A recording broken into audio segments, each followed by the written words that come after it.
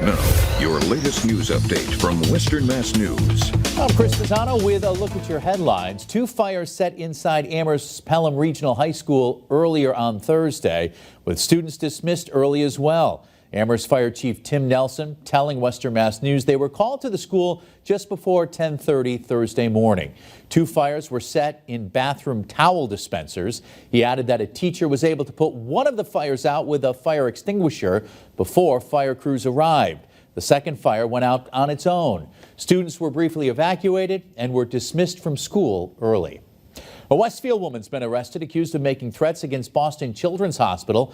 Catherine Levy is accused of making a bomb threat on August 30th. According to court documents, the caller told the hospital, quote, "There is a bomb on the way to the hospital. You better evacuate everybody, you sickos." Levy was in Boston federal court Thursday. Her threat, along with other recent ones, come after the hospital announced a surgical program for transgender youth. And the state releasing its weekly COVID-19 data. The current 7-day positivity average is 7.32%.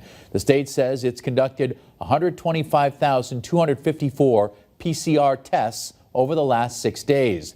And 37 people have died in the past week due to COVID-19.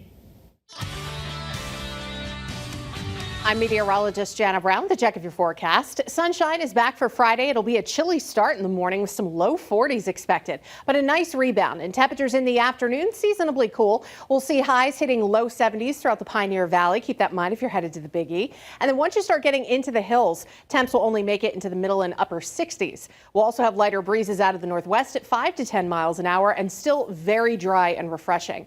Now we're comfortable on Saturday, but dew points start coming up a little bit. We'll hit a high of 75. And we're partly cloudy. Mugginess increases Saturday night. Temperatures will be milder, and for Sunday, it'll feel quite warm. Higher humidity plus highs in the low 80s, so it'll feel like mid 80s with partly cloudy skies. Chance for a shower Sunday night, and shower chances actually increase heading into Monday, especially Monday afternoon and evening. We're still on the humid side through Tuesday with a lingering shower, then we'll dry out midweek. However, it does look warm and a bit unsettled for the first, or at least the start of fall. The first official day of fall is Friday, and that looks breezy, sunny with a high of 68.